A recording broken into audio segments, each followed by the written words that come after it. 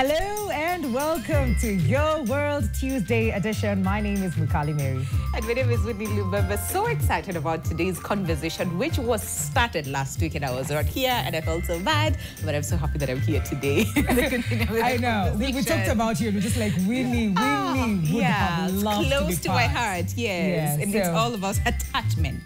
Yes, and why we love. The way that we do. Yes. Oh, it was heavy last week. Yes. We definitely missed you, and I'm happy that you're here today. Oh, I missed you and guys too. we established the different attachment styles last week. We've been discussing it, I think, throughout the week, today in the morning. Like, it's just an unending conversation, trying to figure out what your attachment style is. We went through the 4 attachment styles, how they are formed, what they look like. And we left out a lot because we had a lot of questions coming in as well. And the panel is also here with us from last week to help us continue this conversation and elaborate more and delve into bits of these conversations that we did not get into. Now, before we introduce our guests, we have a question for you, and it's a different question from last week, okay? So the question today is, have you ever been in love with someone who did not fit your quote-unquote type, and what did that teach you? So it's 2 parts to the question. The first part is, have you ever been in love with someone who did not fit your type, quote-unquote? And then the second part to the question is, what did that teach you? Okay, and get you that? You know the drill by now. We're live, so that means you can call in and ask all your questions and tell us about your type and what lessons you learned from that.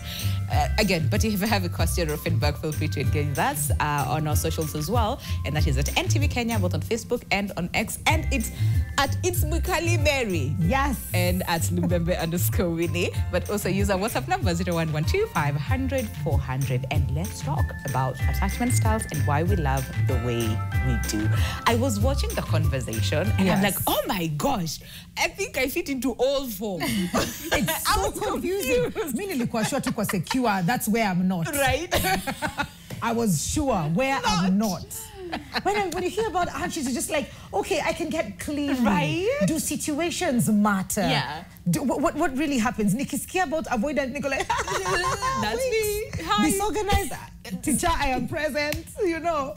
And it was very, very confusing to hear all of that and just try to put yourself in a box. Yeah. And some of the things that probably we'll get into today is it possible for you to cut across? Yes. And do situations that you're in make you secure? Like you can be secure at work. Like at work, una feelingi, hakuna kitu unaweza niambia. Let me tell you, because I know what I'm doing. I got this. And then when it comes to now, this other part, when it comes to your life, is like, hey, I don't know. I don't got nothing figured, okay? Yeah. So then how do we find balance? I think the point is then finding balance in all these areas, because there's work, I mean, our careers, there's how we relate with one another, there's the romantic relationships, there's the family aspect, there's the friendship. So how do we find balance in all those things, you know, despite our attachment style? So it's going to be an amazing conversation, finding healing as well. I was listening to you, Miriam, and said it's possible to heal, okay? Yeah. So how do we get to that level where we heal, okay? So it's going to be an amazing conversation. Yeah. You want to stick around until the end of the show. Absolutely. And let's introduce the panel. I know they were here last week, but hey, they are back. And like Winnie mentioned, apa kwa hii mkono yetu. Your left. We have Miriam, karibu sana. Lovely to have you. Your pink is popping. Miriam Mangi is a relationship coach. Right next to Miriam, we have Moffat Cargo. Karibu sana. Lovely to have you back. Your sentiments last week ziliacha mtu akifikiria. And of course, she's yani uni resident wetu hapa. Bishop, tunapatiwa ya dunia alafu unapigwa na injili pia. Just to make sure tuko balance. Karibu sana, Bishop Grace. Asante sana. Lovely to have you. Yeah, nice to see you, Winnie. Hi, Bishop. I know I missed you too. So listen, for people who probably missed out on you know, the first part of the conversation where, you know, you were doing the introductions in terms of the different attachment styles, can we just go through them like quickly? We have so much to cover today. Yeah, Miriam, do you want to go first? I know she said, me again. I know, she said it, you last time, you watched and saw. It's like, yeah. Closer to the teacher. Emma, we give it to the gent. Yes. Okay. You've been nominated. Asante sana. Yeah, in it, a crash course. Thank you so much, Winnie and Mukali. And a very good morning to our listeners and viewers. Yes, we went through the attachment styles. We talked about the secure attachment, talked about the anxious attachment. We talked about the disorganized attachment, the avoidant attachment. All right. And we really had some serious conversation around that. There are those people who grew up in a very safe, secure family, and that family gave them a disposition of life. In other words, or the short of it is, whichever family that we grow in and whatever interactions that we had with our caregivers, to a very large extent, they give us sort of a blueprint of how life is for us. And that is the reason why sometimes you find there are people who are not able to trust the world because they could not trust their elementary relationships. I think in a nutshell, that is what we spoke about. I don't know whether... now that she is second. Yeah, in a nutshell, that's what we spoke about. But I think the only addition is that we don't stay fixed into one type. You could have started out secure, but because of life experiences as you're growing up, even as an adult, they change you to become an anxious person. You know, if you have been in toxic environments, even as a secure person, slowly by slowly, it chips away at the hem of who you are, at the core of who you are. And you realize the way you used to trust people, the way you used to relate to people has actually changed. So as we continue in this conversation, one thing that I want to bring into the light is that we need to be self-aware. I think that's what is the biggest problem. People are living lives in a very blind way. You may go a long life without even knowing what type you are because you're completely blind to yourself. But when you're self-aware, you'll actually know, I've crossed the threshold of being anxious. I'm now maybe avoidant. So you can keep, you don't remain in one attachment. Okay. I mean, I think it answers. Right? Yeah, because when I was watching the conversation, I was like, okay, yeah, like if I remember growing up, was this very secure, okay? And then life happened. Yeah, and then I became anxious. And then at some point I thought I'm an avoidant. And then when listening to the conversation, I'm like, you know what, maybe I'm like all of the above. But again, from what you're saying, it shifts, you know, one point to the other. Shifts. Okay. And we have an audience. We have an audience today. And even before we continue with this conversation with the experts, I'd like to find out who knows what attachment styles are and if they know theirs. Yes. If this is the first time unasikia attachment style, unainua tu mkono tuingie kwa hiyo conversation. But do you know your attachment styles or have you heard of them before? Just show of hand. Hakuna microphone for now. Anybody else? So the rest you have never heard about attachment styles? Don't even know your attachment style. Okay. Good to know. Great. Okay. Bishop, so do you have this idea kidogo, like in pointers? Secure ni hivi. Avoidant ni hivi. Anxious ni hivi. And then the disorganized ni hivi. For the sake of the audience. Yeah, there's something that before I speak about all of them, I realized that fearful attachment is like a cocktail. Okay. It's a cocktail of being disorganized, anxious, and also that one we spoke of being avoidant or dismissive. But what I want to say, when we talk about the secure one, is where you are brought up in an environment that built you to be a very confident person, a very secure person, independent, able to love. But love yourself, love the other person, trust yourself, and also trust the other person. But when we get to the disorganized, you realize that it is fed from maybe trauma that a child went through. Right from what Moffat told us is that it begins right from the womb.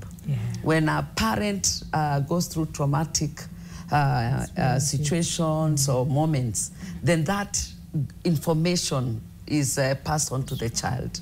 And by the time the child is born, they have that tendency of being very fearful or very disorganized, you know.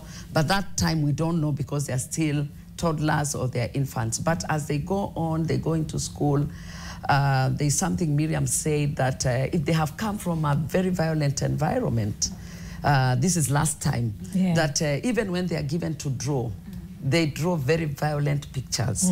So I realized that all this affects us in one way or another. Then when we get to the avoidant dismissive, which I think Winnie is, you avoid, from what I've ever heard from you, you're always talking about this, oh, I don't want it. So you tend to put a wall, you know, and avoid being intimate, being very close, you know. I've heard you say that, Winnie. And I referred you to a therapist. Bishop, let me tell you, I agree on to some point. And now we have 2 years. And there's help. We're going to take a break and then come back and pick it up. And pick it up from there. On national television, we know that what your attachment style, and we know help has been offered. It's a cocktail. She's been talking about it. We're going to take a short commercial break right now, and when we come back, we need to come and punga hewa kidogo. We'll be right back. Right, welcome back. I'm okay, I promise. Are you? Welcome back to the show. The show is Your World on this Relationship Tuesday, and we're continuing a conversation that was started last week, and it's all about attachment styles and why we love the way we do. So if you missed out on the first part in terms of what attachment styles are and the different types, tumegusia kidogo, but also you can tafuta our mini conversation here to last week. It's on YouTube, okay? So just you get to understand what attachment styles are and the different types and how we're raised sort of like forms the basis of the attachment styles that we have, okay? But today, like we promised, we'll continue with the conversation, but now having an understanding of, so how do we heal to the secure? Because the ultimate goal is the secure, okay? So how do we get to that point, okay? And also something else that I'd want us to explore is our personalities. Yes. And how that influences our attachment styles. And also the temperaments. Sometimes it's confusing. Oh, choleric, oh, sijui sanguine, oh, sijui, but I am, what is it called, an introvert, and it's a lot, okay? But you are in safe hands because we have experts with us today. But before we continue with the conversation, the question that we're asking is it's very simple. And it's asking, have you ever been in love with someone who didn't fit your quote-unquote type? Have you ever been in love with someone who didn't fit your quote-unquote type? What did that teach you? Ili kufunza nini? NTV Kenya on all social media platforms. Our lines are open. You can call us in, and our WhatsApp number as well. Unaweza tuandikia pale kwa WhatsApp. We'll look at your feedback as well. Yeah. All right. Bishop, so tumemaliza the different types. Yes, we had finished. Okay. Now, Miriam was saying something. Okay. And Moffat. During the break. Okay. I think Winnie is the question of, you know, the attachment styles that are more aligned to certain genders. Yes. And I think that's where we were at. This was happening during the break, guys. Commercial break ikiendelea sisi tulikuwa tunadiscuss. So maybe you can tell us the genders and what attachment style is more affiliated to whom. I would say outside of the traumas, because of course, most of them are, like, especially fearful, disorganized, is triggered by traumas. I would say most genders, the female gender, most of them lies in the anxious attachment, and the male gender lies in the avoidant attachment. And, you know, as Moffat will talk about it more, it's based on socialization, how we grow up. The kind of things that we are told as girls. Oh, girls can, you know, she's just a girl, let her cry.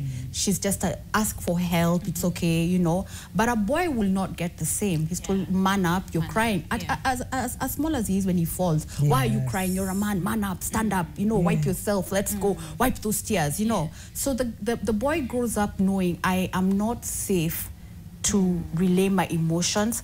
I am not safe to actually show who I really am. Because we do have boys who are born as sensitive boys, but they're not allowed to show their sensitivity. And the only way you can show your true self, your authentic self, is in a safe environment. It's in a space where you feel I can be vulnerable enough, I can be myself and be accepted. They are not given that opportunity from a very early age.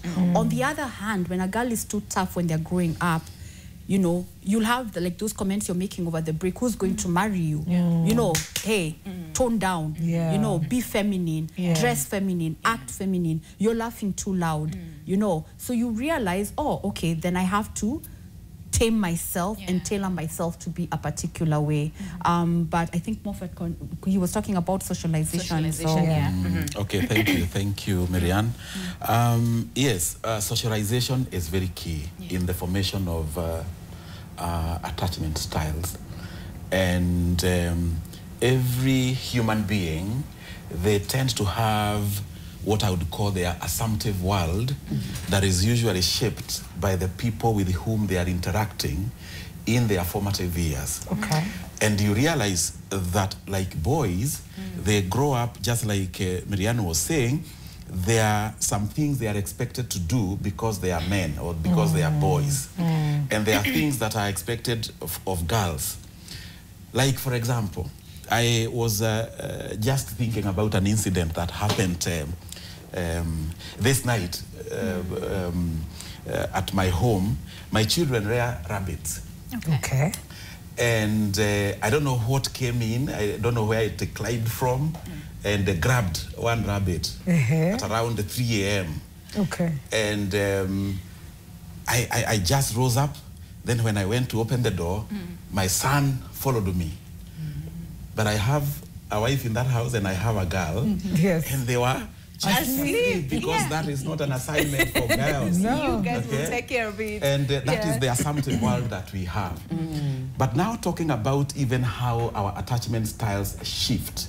Many times our assumptive world that we are given, there are times when it encounters some a clash with the realities of life. And say, for example, you come from Meru, and there is this thing that people will say that a Meru man is a hard man or a Maasai man. Yes. And sometimes when they encounter some realities of life, especially like grief, you know, that is something that really hits them so hard because it is in conflict with what they have known all the time. All along, and it becomes very hard even for them to grieve, to go through the process of grief because of, you know, their assumptive world has encountered something that speaks against what they were told. Yes. And therefore, when we talk about gender, you realize that somebody will be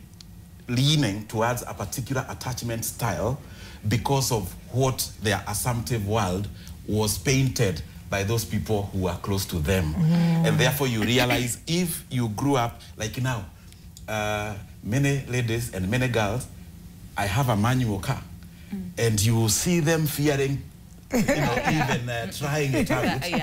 And in as much as you try to tell them that I want to teach you.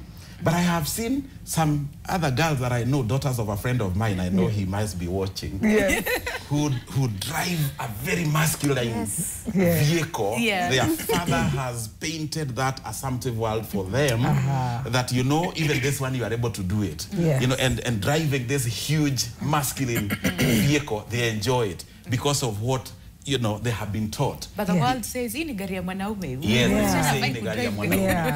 So that is how our attachments can be shaped. But then, how about when somebody who comes from a family that has been very secure, has given them secure attachment, and then they encounter, for example, a heartbreak, and they grew up with a very loving mother and father. They encounter heartbreaks. And you know, there are times when they can have a shift as far as their attachment style is concerned. And like they say, once bitten, twice shy. And somebody who was very outgoing, somebody who was very, you know, gentle and kind, all of a sudden, they change and they do not want to trust easily again. Interesting. But I'm also thinking, is there a way, because so there's that family, right? And our background and how we were raised. And then there's also the spiritual aspect of the same. And then there's also how the world sort of like bombards us with all those things that shift our attachment styles in one way or the other. So I'm just curious, Bishop, in terms of our beliefs, our spiritual. Okay, most of us were raised Christians, right? And there's the way that the Bible, teaches us, and and all those things. And then there's also this other aspect of the family and how the family. Is there a way that sometimes these two clash, that a child is left wondering, Sasa, first, thank you so much, Winnie and Mukali. I would love to say that when you are raised right from the formative years in a Christian background, there's something that begins to be developed or instilled in you. Yes. That irrespective of what is happening, there is this spiritual part of it where you have faith that things will work out. Okay. Yeah, the environment may not be very secure.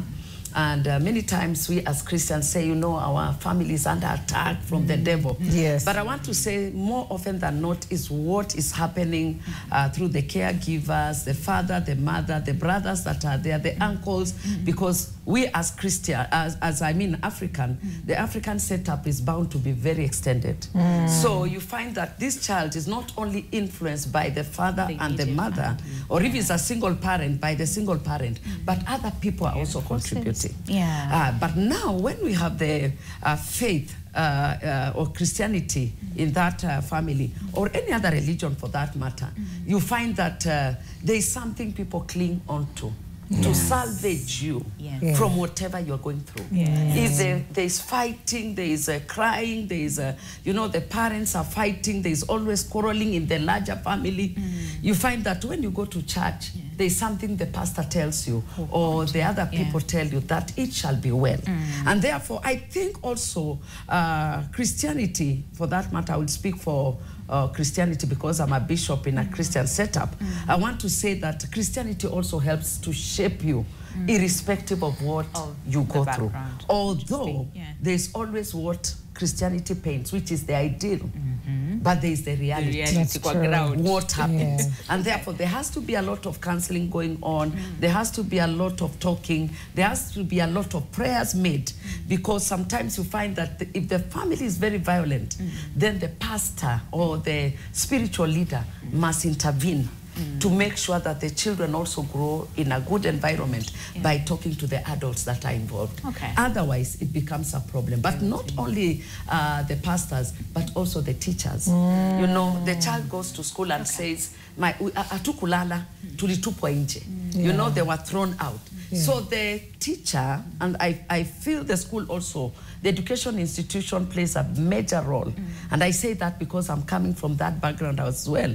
I've been teaching for 16 years. So you find that teachers also realize very fast that this child is dozing during class time. This child is not comfortable. This child is not, they are not well. Some of them, I want to say, I was teaching in a school here in town, and the boys would come to school very ragged. You can see they have not eaten. But the whole night, they have gone on a mission of stealing with their father. Oh my goodness. And then during the day, they're in class. So it took a lot of guidance and counseling, teachers realizing, so that they could help them. And where is it coming from? From home. So when this child grows up, because they have been violent the whole night, you can imagine the kind of person that we get. The church must be there, the schools must be involved, the counselors must be there, the therapists. All of them must come in order to put order into this child. It's very interesting because just yesterday, again, just highlighting cases of divorce and what this does to a child. And remember what Irene said, at some point, the two adults just set your differences aside and focus on the baby, because whatever action you take influences this child in one way or the other. Very interesting. It's interesting. And we've been talking about attachment styles last week and this week, but then there's something you mentioned today about the other traits that we come with. We have personalities, we have temperaments. How does that play in? Is it one versus the other? Is it automatic? Kama mimi ni disorganized. Your temperament is also disorganized. What happens and what is the relationship of all of that? Maybe let me first start also with where Bishop has finished off. There's something that's also very important that she's brought up, but I want to bring it out more. Some of these attachments, in the spiritual realm, you'll hear people talking about generational curses. This is how we've been. Yes. They can be passed on. If you grow up with an insecure mom, she will pass on her insecurities to you. Yeah. Insecure body image, you end up having body image issues, and you're wondering, where did this come from? You find anger issues are passed on. A boy who grew up in a family that the father used to throw anger tantrums might end up having anger issues also. And they may not be his, but that's how he knows how to relay his emotions, because that's what he's saying. So some of our behaviors are learned, and that's what we call, generational curses. There are things that are passed from one generation to another. Your mom had those traits because she learned them from her family of origin, and you now are learning from your family of origin. If you're not careful, you will pass them on to your children, and they will continue passing them on. So it becomes sort of a description for that family. But when you look, you don't know exactly where it came from. So yeah, that I just wanted to put that out there. Personalities are not things that are learned. So they are mostly genetic predisposition, and of course mixed with environmental, nature versus nurture. Okay. All right. So some you're born with because, again, passed on genetically. That's, if you look at your parents, their particular traits, you have them. You either have your dad's traits or your mom's traits, your mom's characteristics, right? But those traits you will find will come to also contribute to how you attach. So yes, attachment mostly it's because of how you were brought up, but your traits also contribute. For example, a person who is mostly introverted, introverted people are more into themselves. They are within themselves, they like their space. They don't mind being quiet. A lot of noise is disturbing to them. They don't like going out. I describe them well because I'm sort of in between an introvert and an extrovert. I'm an ambivert. But I grew into an ambivert. So you can actually grow. Circumstances can grow you to become, to have a different trait. But you still have your normal trait. I'm more of an introvert. When I go home into my space, that's the best time. Out of the noise, out of the chaos, I just like being in my own space with a nice book, and I'm very happy. When I go to a place that there's extroversion and there's noise, I'm the life of the party there. But then I will still want, I need quiet, So how does that contribute to my attachment style? You see, for me now, being that person who wants no chaos, wants quiet, also in a relationship, I'll be looking for the same. I don't want chaos. I don't want I don't want guesswork. Yes. Now it may look like I'm anxious. Because at that time I'm like, uniambia tu unaniongelesha saa ngapi, tunakutana saa ngapi. Uniambia tu ulikuwa wapi. I just want, at least give me sanity in my life. I'm not spontaneous for crying out loud, so don't make your coming in and out spontaneous also. Because that messes up with you. It messes me up. Did you die? Are you okay? So because of that, I don't want just surprises. I may not do very well with surprises because again, that's what my personality is. And then now I've talked about the traits, like you're an introvert, but then again comes this other type of person that I am. I'm a phlegmatic. Ooh, okay. Oh my days. Oh my goodness. So we have the cholerics, we have the sanguines, we have the phlegmatics, and we have the melancholics. All right. So you have to know which one you are. For me, I know I'm a phlegmatic stroke melancholic. I can be very easy. I'm the type of person who unastuka nini, see, things will just work out. Now when you mix with like what Bishop is saying, like my flight and whatever, me I run when it's like the end. We literally I remember an incident, let me just say here, it's very embarrassing. We had gone to Shags when we were younger, and my brother and I decided my dad's bull tutaisumbua. We didn't know how bad the thing is. God. So this whole time, the kibul kinarudi nyuma kikikuja. Kinarudi, brother wangu ananiambia, "Hey, wait, tuende wewe." Me, I'm just looking like, lakini sina inaenda tu nyuma. My friend, that thing burst the doors while I was still, like I'm just there easy. But nilikuwa napigia mtu choo atoke niingie because now I'm running when it's too late. Yeah. That's when my alarm has gone on. Yeah. And at that point, I'm still not that shocked that it's running after me. In fact, I'm like, "Ay, iko nyuma," you know. So you're not seeing the danger. Yeah. But now the person who, my brother is a choleric. Yeah. He's taken charge. He's like, we run. We do this now. Me, I'm like, apana. Let's see how bad it can get. Now look at those personalities. Yeah. Choleric, phlegmatic, come together to get married. The choleric is going crazy because the phlegmatic, haoni shida. Situko tu, situtafanya. You know. And then she's wondering, the phleg is wondering, kwani unashinda ukiniambia tufanye, you know, choleric and him now he's disturbed. He's like, manze, action plan ni. Mi staki action plan, si tufanye tu. Like let's just, you know. move. And then now again, being an introvert, again at the same time, I also want answers. I don't want to be surprised. I don't want to you know. So are you seeing how? Like it's confusing to self. Now imagine the confusion to self, now to the other person who might not understand all of that. All this. Yeah. But that's why I was saying you have to be very self-aware. You have to know, because with self-awareness, what breaks many relationships is people being blind to who they are. I know exactly who I am, and that's why when I'm looking at that question of yours, my type. To me, I look at it this way. Your type is your trauma. Hold up. Ooh. Pull up and come back again. Oh, what? Wow. Wait, what?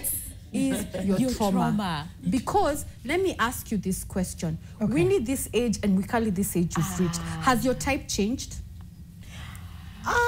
So physical? No. No. Physical, no. But personality, yes. Why has it changed? Oh my God. Why has it changed? Because then you're more aware of self and what is important to you. There are some things you've healed. There are some traumas you've overcome. And now you're no longer looking. Earlier on, your security could have looked different. And you're looking for that personality for you to feel secure. But it was nursing your trauma. Can I even put it to you that love languages are traumas? Okay. You are addressing traumas. Hey, Kai. Yes. This session, we need are we ready? Therapy. You are addressing your traumas. Oh my The only way you're going to say, my love language is touch, is because physical touch. It's what you miss and what you need. It's what you miss for. It's what you craved and it's what you feel you need. Oh my God, it's my last to fulfill one. that I do not one. like. Whoa, what? It makes sense. I grew up being beaten properly from boarding school, from class 4. So you got attention, but the wrong attention. Wrong attention. Someone else will come and say, my love language is quality time. Maybe that is what you are denied quality time, but so that's what you're craving and that's what you're looking for. And as we're moving around the world thinking, I'm very secure, I know what I need. No, you're addressing your traumas. Even your type, you're addressing your traumas. That's how come you will actually meet a very good person and you will not recognize their goodness because you're looking for your trauma in them. You're looking for your type in them. And yet this person is coming with all the qualities that is good for you. Are good for you. But are actually complimenting you. But you cannot relate because trauma is talking louder. To compliment. What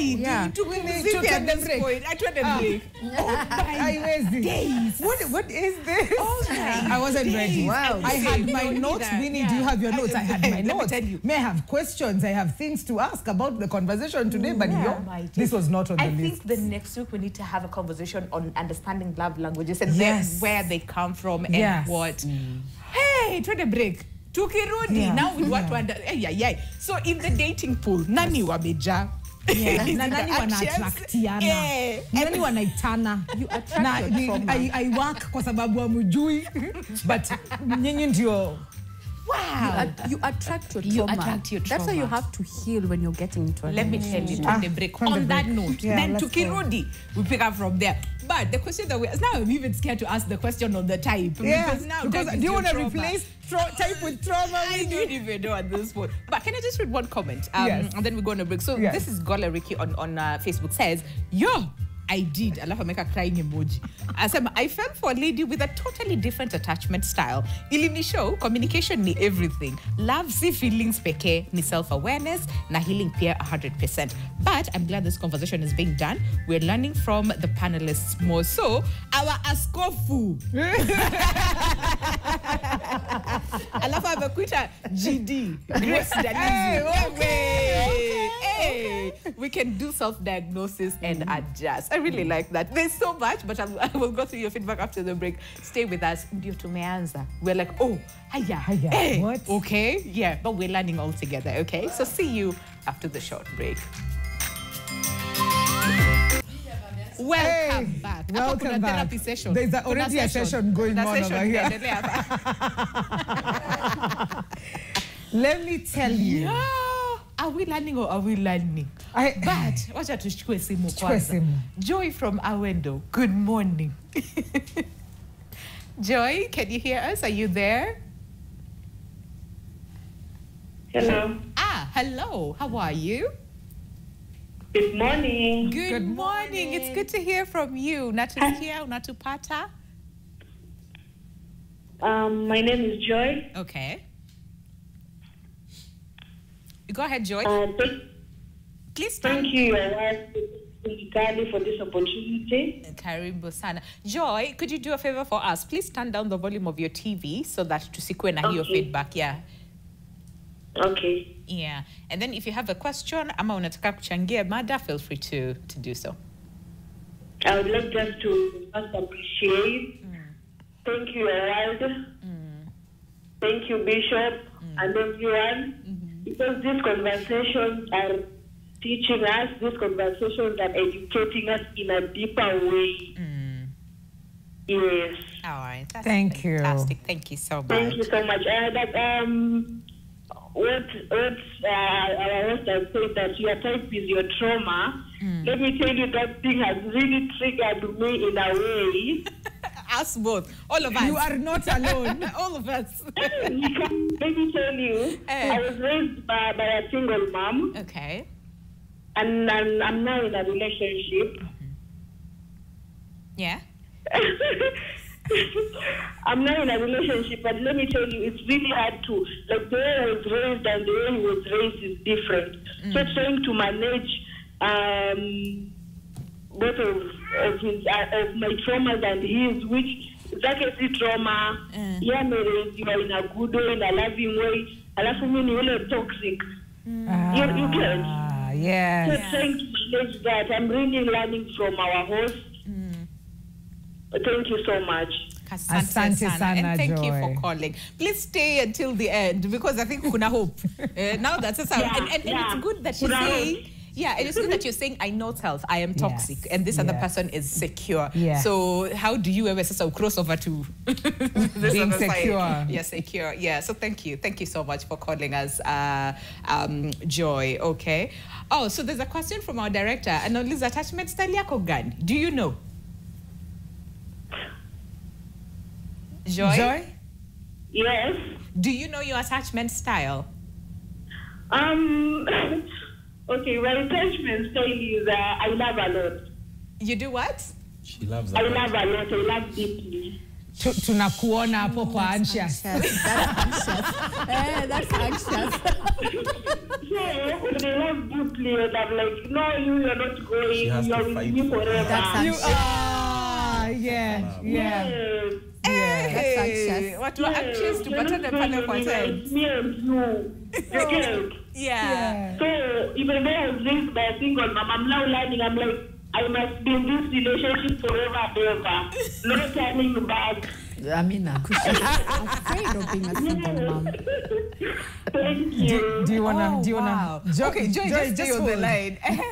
Miriam, you were saying something about Joy. So I think the attachment style that you have is anxious you are holding on to this person to dear life because your biggest fear is being a single mom because you were raised as a single mom. Yeah. So you probably grew up saying, I'm not going to be like this and my kids will not have this. And so you are holding on to the person with everything you've got. Right. Now what Miriam, happens to such a person, if you're not careful, you can suffocate the person thinking that you're loving them.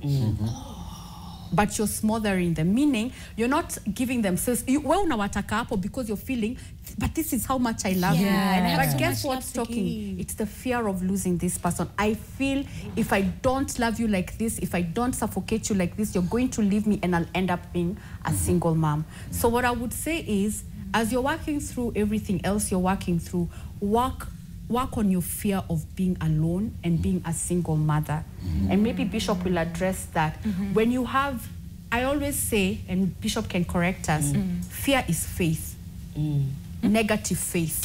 Oh, okay. Fear is also faith. Negative faith. What you fear comes true because it's a very powerful form of faith. Because it's what you're... So you have to change that narrative of saying, I might end up being alone, so let me love this person with everything that I've got. Sometimes giving the person space is also loving them. Yes. It's also loving them. Yes. Can I add something to what, for Joy? Yes. Kamera Kongani, 2. Oh, Yes. 7. Okay. This is what I would want to say to Joy. Just like Miriam is saying, it is very important for us to understand that love, the moment we begin to learn how to celebrate the differences that we have, because we are not the same. Many times there is a tendency of reaching out and following that man or woman, trying to love them your way, not their way. Because you are in constant search for your deficiencies, what you missed when you are growing up. What you missed is really what you are looking for in a man, and probably that man is not able to offer that. And just like what she has said, sometimes people will feel like you are choking them because you are forcing them to become who they are not. Have you seen people who look for a father in their husbands? Yes. Because that is what they missed. And going back to something that I wrote an article here. Oh, okay. After our last session, and perhaps you need to publish it. And this article, I called it. I want to connect it with what Bishop was saying. When father wounds distort divinity, okay, childhood attachment styles, and our skewed view of God the Father. You know, sometimes that which we miss. Even the element of you being told to say, our Father who art in heaven, when you mention the word Father, it gives you trauma. Because of what? All right? And probably even Joy, the aspect of not having a father, I've heard her say that she grew up with a single mother. Probably there's a load of things she's not able to put her fingers to tell what they are actually. And that is why she really fears, and she clings on this man, and she denies him his individuality and the separateness. Because in marriage, we are one yet separate. And you have seen some people who even kill careers because they want to subject their husband or their wife into what they are. And I usually say that any marriage that kills career, it needs to be investigated. Unless the two of you have agreed that this is the direction you want to go. So there are some people who really force others to be who they are not. And sometimes it can be so, it can choke you. Because somebody is like, where are you? I have handled a case where somebody wants to really have this man where they are, to the point that this man feels like he stopped living, you know? He stopped living, and the wife lives in me. You know, Bishop, like what Apostle Paul says, that I no longer live, Christ lives in me. There are some people whose relationships have made them cease to live and the other It's the party partner lives of in the REM. And that is where we even begin to have depression in marriage. And if you're not self-aware, you might think, oh, they love me, they love kiss me, they don't want me to nini. You may know You'll be this lost. person is choking you to death. So Joy should be able to allow that man to love her the way he knows. Okay? Not the way you want. Of course, it is important for us to listen to one another so that they can tell us, how can I love you? Yes. You know what makes sense now? Yes. When you said love languages are trauma, because now we usually ask, so how do you give love and how do you receive love? Yeah, I want to be loved the way I want to receive. Nakupe is trauma speaking. Bishop, what do you have to add to? And especially the divinity and the and the traumas and all those I want to speak to her, Joy, and her name is very powerful because it says she has joy, and therefore that joy should multiply itself in her so that she's secure. Because what is coming out is that joy is not secure at all, because once you're secure, you'll find that you are able to love yourself irrespective of the background you came from. Because as we said, you can change along the way. She came from a single mother, and single mothers, being a single mother is not a deficiency in itself. But there's something lacking, of course, the father figure. But out of it, she can grow and become a very powerful person because she's in marriage herself. Now, she doesn't have to live through fear because the Bible tells us that he has not given us the spirit of fear, but of love, of power, and of a sound mind. Because once you're in fear of losing this kind of person, because of this, you become very clingy. And also, there's something else that happens. You begin to dictate where they are, and that's when you find there are so many calls coming. I'm talking this from a background where I saw somebody, a very prominent person, but once he leaves the house, the wife begins to call. Where are you? You are with who? Can I hear those who are there? And this is a very prominent person. Can you put on your video? So I can see you. Then out of it, she'll begin to be sick. You know, if he's not responding in good time, you know, like real time, the person becomes sick. And I've seen that person get admitted, you know, because they are very sick. And if it is not checked, the person becomes depressed because the other things that are followed, they can be in bed for months because the husband traveled without communicating properly. What I mean, the work came and you're told you have to leave, you have to go to this town. And therefore it becomes very toxic to yourself because it affects your health, and to the other person because they have no freedom. And the person cried to me in a way they needed counseling. They said, I hate my wife. I love her, but I hate her because she keeps calling me. I can't close any deal. I can't finish my meetings. I have to step out. And sometimes if I receive, even if the phone is not so loud, you know, the other people can tell, you know, the body language that something is upsetting him. So I think what Joy needs to know, I will still use her respectfully, is that once you begin to develop that, and she's self-aware that she's toxic. Yes, she said it. And once you say that, once you admit, I think it's the beginning of healing. I think the therapist can tell us. It's the beginning. You confess, and you are able now to ask, how can I get out of this? And I think she needs help. Prayers and also to see therapists. And I think now the community we have and the society, we are so blessed because we have people who can help us out of a particular situation, either spiritually and also a professional, you know, therapist or psychologist can help you out of it. When we were growing back then and getting into relationship, there was no prominence of therapists. And therefore it was a trial and error. But right now, I'm sure if I was to choose, I would first go to a therapist and ask what kind of a person would, you know, fit into, you know, would move along with me, or would fit into what I am. Like somebody has described me here, I will see her.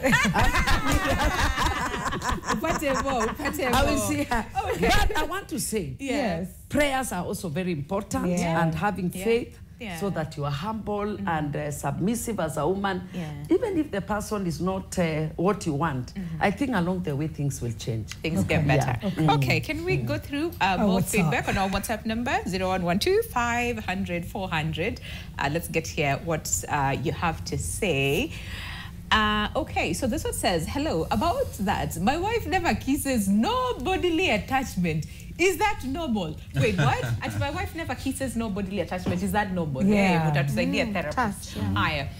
Someone here says, gosh, my love language is touch. I mean, I need someone crazy in that sense. So you mean my type is addressing my insecurities? Okay. Oh, goodness. And then another one says, hey, I'm Kiki. I have depression. I lost my sister 2 years ago. I don't know how to let her, to let go. Her death triggers me so bad that I have a lot of suicidal thoughts. I have tried, but I am not dying. Please help. Wow. Oh, wow. Okay, can we just respond to that? Yes, Can I Moffat, go. respond to Yes. Yes. What's her name? Kiki. Kiki. That must have been a very, very, very difficult situation that you are going through. And sometimes when we lose our loved ones, there is that possibility of feeling lost. But then I want to tell you, Kiki, that it is possible for you to heal. We usually say that when grief goes beyond 1 year, sometimes it can graduate to what we call post-traumatic stress disorder. And I think Kiki needs to seek help very urgently, because that is not a very good feeling, and especially when you become suicidal. You might want to see a therapist, you might want to see a psychiatrist, so that they can be able to address that particular challenge. But then I also want to tell you, Kiki, that research has shown that when our people die, we don't decaffect from them. In other words, we don't really literally decaffect or detach ourselves from them. What usually happens, and this is probably what you need to acknowledge, is that you can allow yourself to move from where you are into where those people or that person, your sister, becomes a treasure for you. You know, where you treasure somebody, where you can celebrate them in absence. But for that to happen, you might really want to seek help. You might want to read books, you might want to go to a therapist, because time alone does not heal. It is important for you to do something, and especially when you say that you become suicidal. That's not a very good sign. Yes, and otherwise, help is there. Help is available. Kuna two questions. The other one was physical touch, no physical kisses. touch. I need someone crazy. Crazy, Crazy. Am I attracting my insecurities? Trauma. Miriam will tell us. Yes, Miriam.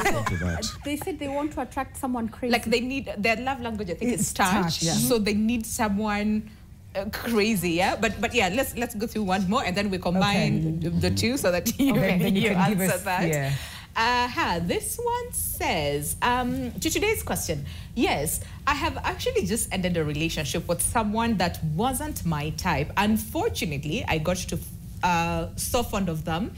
It hurts to leave, but due to self-respect, I have to deal with the pain. What I have learned, never ever settle for less. It will not be worth it in the end. Wow. Okay, do we have one more? Okay, all right.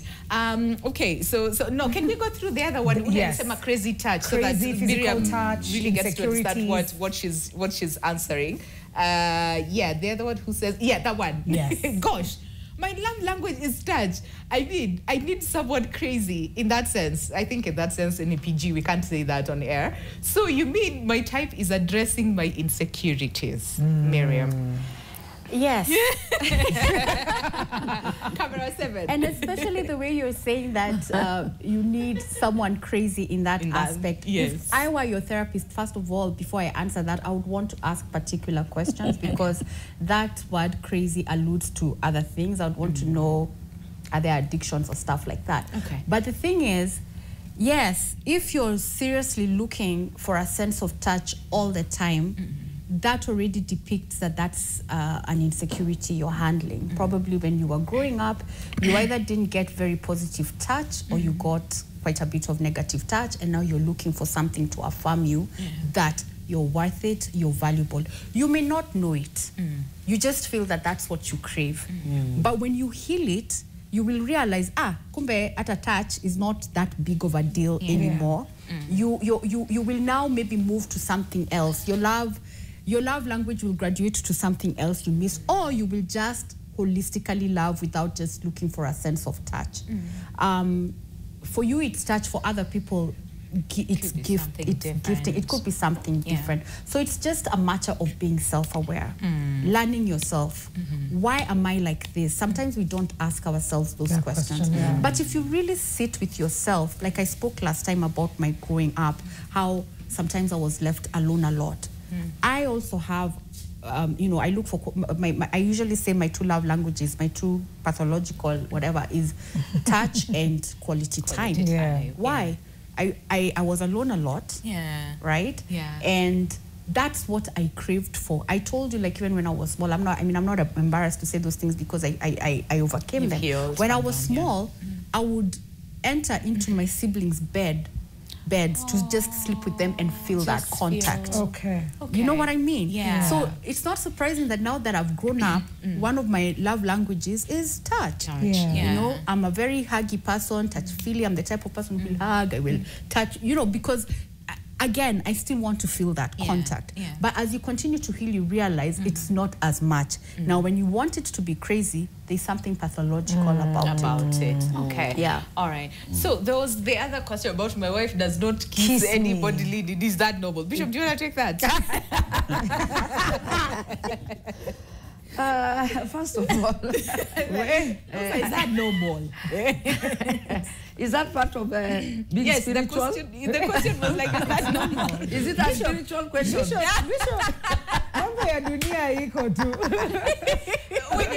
but bishops, they say when you get married, you become one. Yeah, that is true. That's where I would go. First of all, I want to just address that question and ask, maybe, it is a man? It is a man that is asked. Yes. First of all, I want just to say this very respectfully, that he has to find out why. Or maybe, if it was there in the beginning, and they have grown distant, he needs to check why has it happened.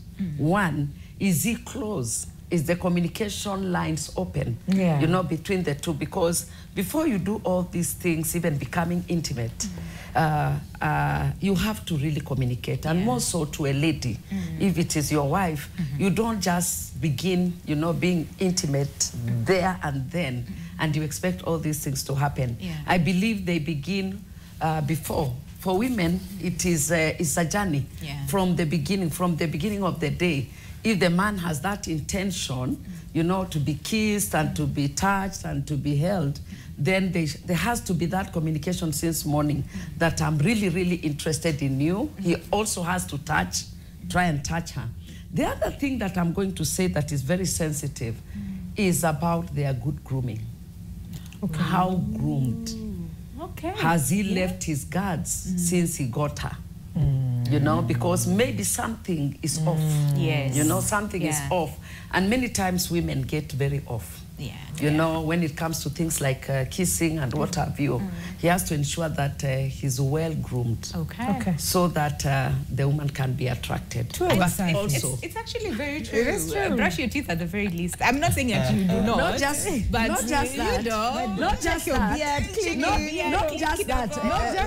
Not just that. But the way you dress, the way you shower, the way you take care of your own things. Like other garments that that you use, undergarments, all that as a man. It's true. It will attract the woman into the next. The way you eat. The way you eat. And then there are many things. There are many things. Because that can push you away. That can push you away. But Moffat wants to say there's an element that I would not want us to leave out. And this is the element of what do I put on the table. I'll ask that gentleman, now that you are... Is it the gentleman for kisses? Yes. Yeah. Okay. Now that he talks about all those physical touch and stuff like that, Yes. the question is, because there's a tendency of trying to love other people the way we want to be loved, and that is where the mistake is. Okay. Because he must ask himself, how do I love myself? Because there are high chances that when you love the other party the way they want to be loved, they are going to reciprocate that with what you want. Okay? Yeah. They are going to reciprocate that with what you want. Yeah. But if you are still addressing your traumas, like she said, then there can be a very big challenge. And now that we are talking about attachment, I have sat down with a couple who did not know, or a gentleman who did not know how to love his wife because of his so many deficiencies that he's coming with into this marriage. Okay? He grew up with parents who neglected him. Parents who valued education and they only related on grades and academic stuff. And they would tell him that, you know, in this life you only need to perform well in school. You also need to get a good job. And you get good money. Now he has the three. Yes. But when it comes to a relationship with his wife, his score is 0. Yeah. You know, and by the way, it's not pretending. Yeah. You cannot give what you don't have. What you don't have, it's true. And that is why we are saying, even those who are raising small children, remember what you give them is what they shall give. They'll give. Because he looked confused, and when I sat down to discuss this with him, he was like, gosh, I didn't know this. Because he's just there, and he doesn't know, he's so cold. And he has got nothing to offer to the wife. Therefore, that gentleman needs to ask himself, what am I putting in the box? Instead of just looking, what is in the box for me? Oh, I love that. We're due on a break. I don't want to rush you into some poetry on a break. But yes, so we'll pick up from there. But also something that I want us to answer is, so nani wako kwa dating pool? Who is attracting who? And how do we heal? How do we all get to that point where we're secure when we get into this relationship? So we'll tackle that on the other side of the break. Can I just read one more comment before we go to break? This one says, Margaret Mukwebe, Alaseba, people married previously rated as wrong type, but they shall live on well. Our parents were just mismatched. And the marriages worked well. So type, no type, it is well. It is well. Our parents did well. That's where the paracetamol. That is where the paracetamol. Okay, we answer that after the break. The paracetamol analogy. We'll also handle that after the break. Do stay with us. There's still so much to cover on the other side. So do not go anywhere. I told you. Welcome back to Your World Tuesday edition. We're all about relationships, and today we are looking at why you love the way you do, and we're looking at attachment styles. And this is part 2. This conversation started last week, and to be honest, really, it feels like part 3 is coming. Yo. You know, and so tumeambiwa we are audiences, we are here, we have questions. Winnie na Mwikali, mbona mnatuacha hapa bila kuuliza? Hata tuulize the question of the day. You guys go. Nani anataka ile burning number 1 go. And I remember you raised your hand saying that you know what your attachment style is. Maybe you can tell us that. She said she did not know what attachment style is. She said she did. Oh, you oh yeah, sorry. Yeah. Okay. Name's Wangare. Well, where? So, I'm a sanguine. And I thought okay, ndio muulize ile swali yangu ilikuwa yangu ni avoidant ile. Yeah, but sasa attachment style. But I know I'm that. Me, if it's not working, mimi nalenga and then I kill your microphone. I kill the feelings and all that. Yeah. So for that now, can we relate now vile amesema now for sanguines? What is it now? Ni hiyo ama which one? Which one else now for the... Okay. Yeah. Can you repeat that with your microphone close? Okay. Yes. Sawa. Mimi nimesema mimi najua ni sanguine. Mimi ni sanguine. Na attachment style ni avoidant. Avoidant. Yes. I'm very overconfident and I don't care what people think about me. And that's for them. So, what about now? Is it a bad trait now, the avoidant one? Ama, how does it go? Then I want to ask, you mean if what I'm looking for, ni Kenya mzazi wangu alinyima, like we have to blame the parents for whatever we want in life. Like me, I want your affirmation, hata kama iko, I want to see you doing things without me asking for them. Is it that now I had to ask for my parents for that? Yeah. Maybe and then they deny. you can clarify on that. Thank you so much. Miriam, Can I answer? You said Wangari. Ama, do you take it? Alafu, can we take another one and then so that Tujibu, yes. tujibu zote mara moja. Aki short. Okay. My name is Johnson, and we're in the age of social media. So how does social media impact our attachment styles? Oh, good question. Yeah. Okay. All right. Go. My name is Mercy. I have a question. Regarding culture. Yeah.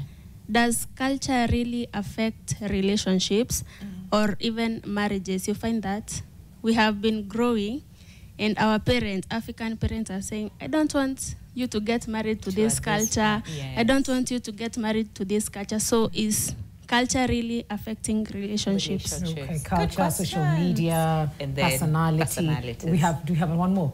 During the break, let's answer this kwanza. I think I'll take Wangari's because there are three, I think, different people we will take. Point of correction, Wangari. Yeah. I'm sorry to burst your bubble, but you're not an avoidant.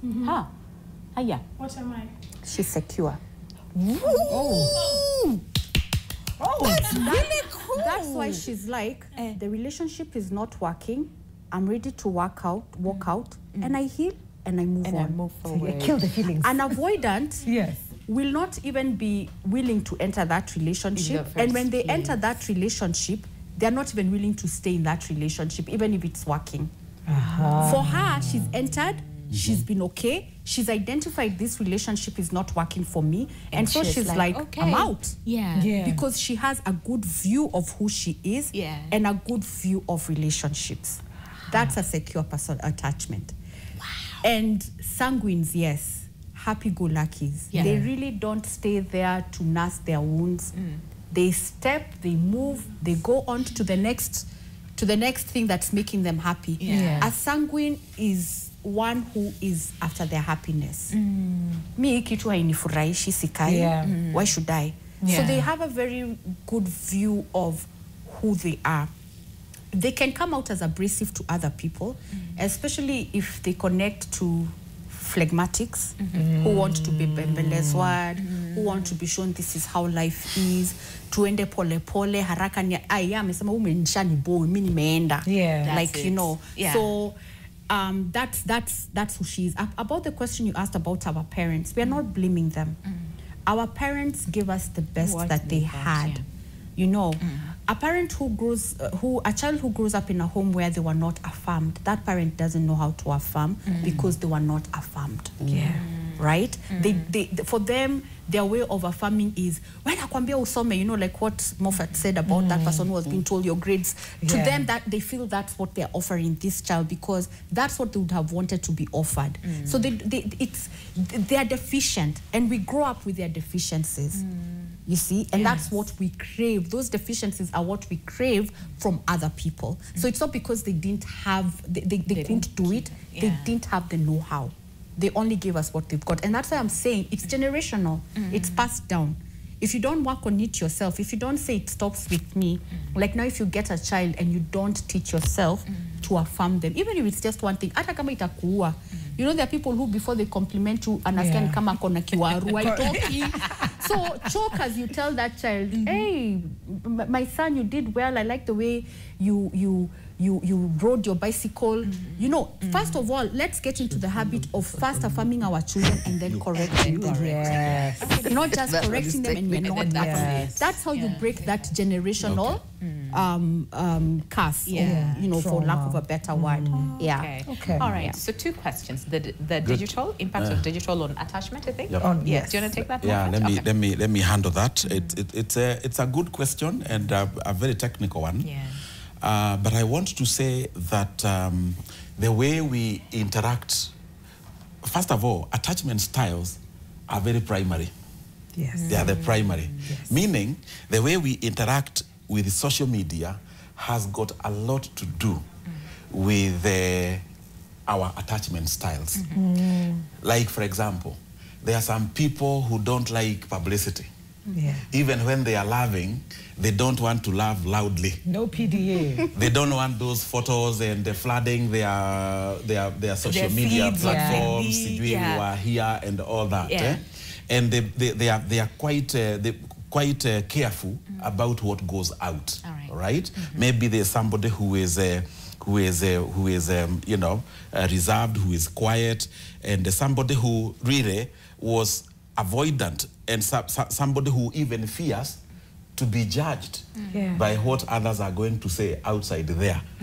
And you know, there are some people who social media today, I've come to realize, there are some people who really, actually many of our young people, when they don't have the likes, they become depressed. Because there is some psychological satisfaction or emotional satisfaction that comes with the likes, you know? Some of them, somebody was telling me, a Gen Z, she was telling me that if you are not light-skinned, you have got no business going on TikTok. You know? Because... That's a Gen Z who was educating me. I was sitting down to be educated, and she feels, you know, because she is not light-skinned, she cannot do well on social media. Oh no! Because she fears how people are going to say. Maybe there's somebody that's a trauma. This is somebody who probably was rejected, and you know how our caregivers interact with us, and the kind of life disposition that they create in us, it is what informs how we respond to the world. Okay. And therefore she fears to be put down, she fears that she's going to be body shamed, she fears about her skin color. Yeah. Okay. The reality. Yes, and therefore, very briefly, the way we relate to that, and perhaps this is the reason why personally I'm so passionate about empowering even our young men. Our young men who have grown up without fathers and they are injured. They are injured, and I usually have a program that I do for that. Young men, boys, right from initiation, rite of passage, they go through crisis, you know, and they do not know how to address that. Because even the way they interact with social media, it's a way of running away from a family trauma, from an interactional trauma. And they want, even when they are grieving, did you know that many of our young people, when they are grieving, they will go to social media to ask, to look for validation from their peers, and they will be comforted there. But sometimes social media is brutal. And sometimes it can also be brutal. And when they do not respond, because remember, there is a person who doesn't have the internal locus of control. Because somebody who has internal locus of control is one who can not care what others are saying. But then there are others, the opposite of that is external locus of control. External locus of control, you look for validation from others. And therefore, this somebody goes to social media, and when they do not respond to her or to him in accordance to what he or she is looking for, she becomes depressed. She doesn't even want to go there any more time. And it becomes quite a challenge. And that is why, especially our boy child, they have a problem. They are in crisis. We need to assist them. Right we'll from actually that just time. have a conversation around it. Fixing that, and right from an early age, not waiting until sasa mwagika. No, culture and relationships. I will address that one of culture first and foremost. Thank you, Moffat, because I was dreading that one of social media. So I requested that I handle this one of culture. What I want to say, culture is very beautiful. Diversity is what makes things happen. Because if you're from a certain background, like you're a Maasai, vis-a-vis a Luo, a Kikuyu, Luya, all that makes it very, very beautiful. And there's nothing wrong with having our cultures, because they make that, you see the culture that we have like Kenyans, what makes it very rich and attracts people from outside is it's our great heritage. And many times I feel that people tend to use it negatively, and more so parents, not the young people, like the one who asked the question. Yeah. Many times they don't know which background they're coming from. Yeah. They don't know whether if I'm a Luya, I should not get married to a Kikuyu. A Kikuyu should not get married to that, because that is a stereotype that parents came up with. They say, you know, we cannot get along with this tribe. There's this and there's that. Having said that, there are also things that we look at, like from my community where I come from. There are certain clans. The moment you tell your parents that I want to get married to this so-and-so, even if you're from the same tribe, they want to know the clan. Because they say that clan, we don't get married, we don't marry ladies from that clan. Yeah. You know, because they have this or that, or a type of person that they have had, that family, once a man is gets married there, the women tend to control them, you know? So there's that stereotype that is there, but there's also the reality, whereby you say, you know, if I'm from this tribe, it's not very easy, and with this culture, to get along with the other person. And that one, many times, if you are self-aware where you are coming from. I grew up knowing that there are ladies that cannot get married to men because they kill them. They used to say they have the red thigh. They have the red thigh. And therefore, every time somebody approached me, I wanted to know, or approached my brother, or my brother approached, I wanted to know, where is the person coming from? Because that is what was in our, you know, instilled in our minds.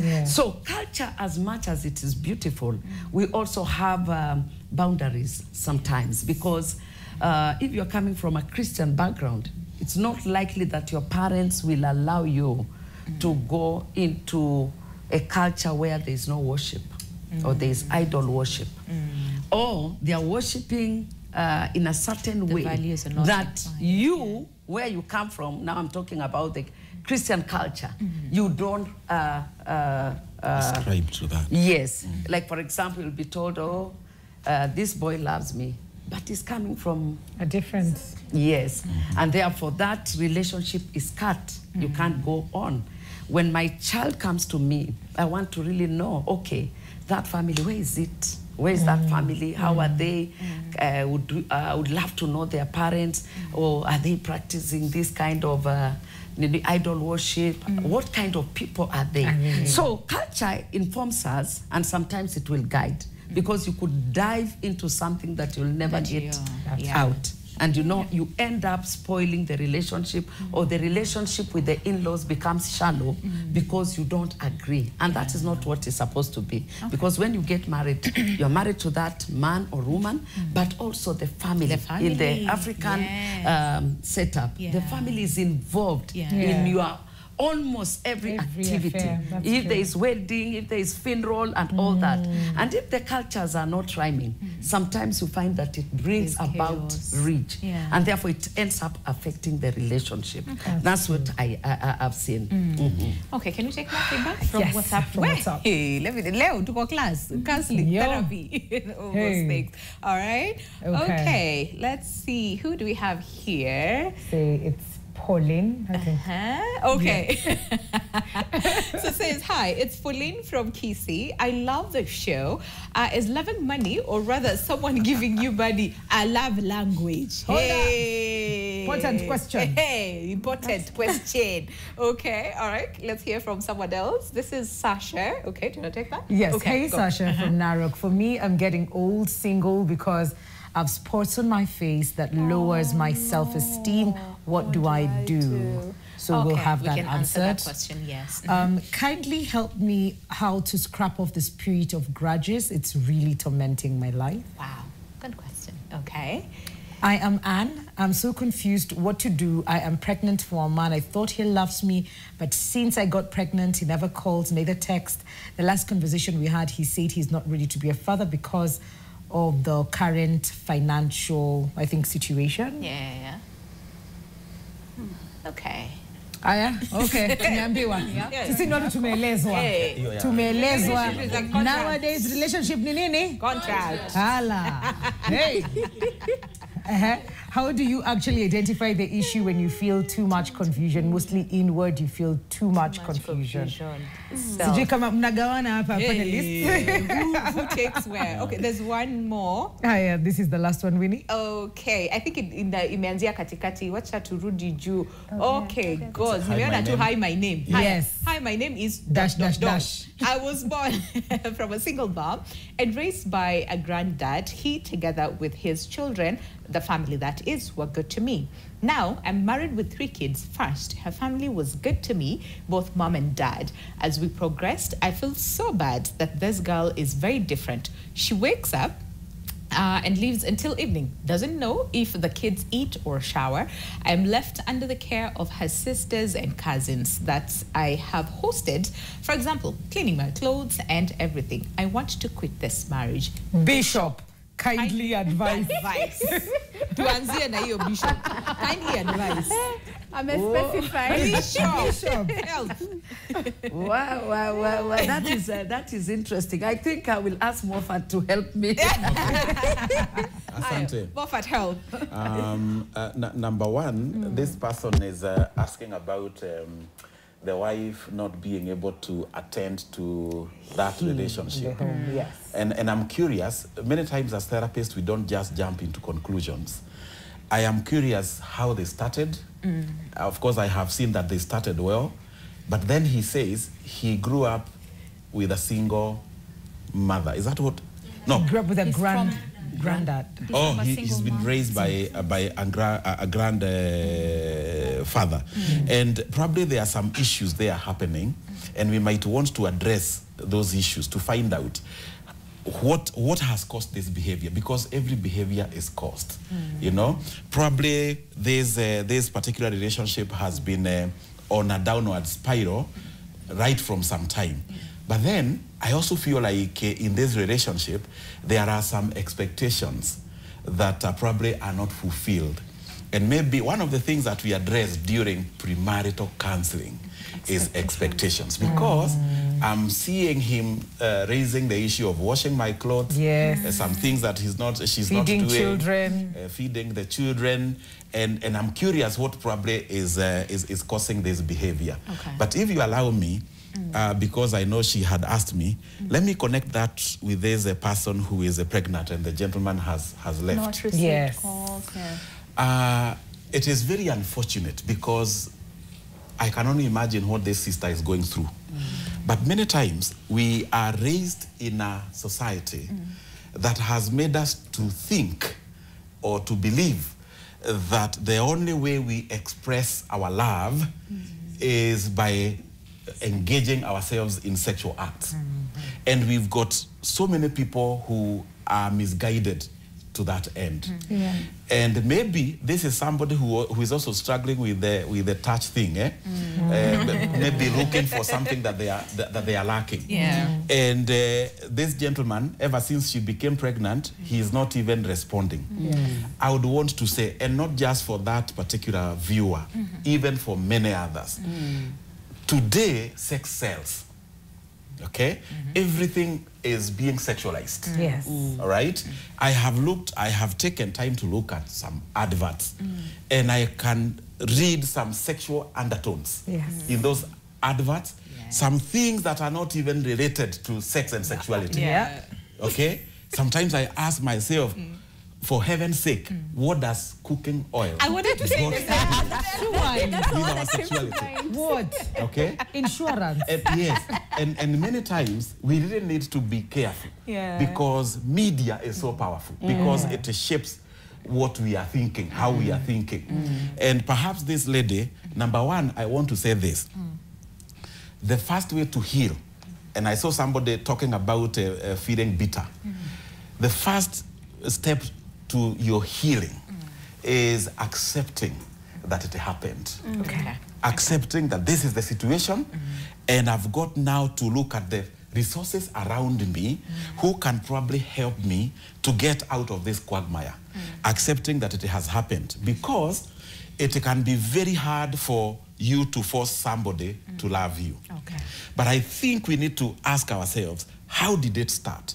We need to redefine our our definition of sex and sexuality. Okay. Because that is where we are getting it wrong. Right. Thinking that for a man to love you, you have to give them your body. Yeah. And I think this is something that people really need to understand. And as a matter of fact, if we don't heal that, you might find yourself jumping from one relationship to another. Yeah. That is what we call the paracetamol relationship. Because you are nursing the wound of a previous relationship, and you want to see whether another man is going to heal you of something that he actually doesn't know that you are struggling with. All right? Hey, hallelujah. Yes. Listen, there's another feedback. Can we take that and then so that we answer? Oh my days and time. We literally have 2 minutes to end. Okay. See, kuna part 3 definitely. Hi, this one says, hello, I'm Vera. I come from a family of 5, which I'm the 4th born. When I was growing up, I received a lot of love from my dad, and he was the only friend I had. When he died, I had a difficult time until date. If anything happens to me, I talk to him in my mind. I went to an extent of finding a hideout that my brain told me it's our meeting place. I started hurting myself as a way of distraction because my mom became absent due to offending, rather, I think that is what I meant, for the family.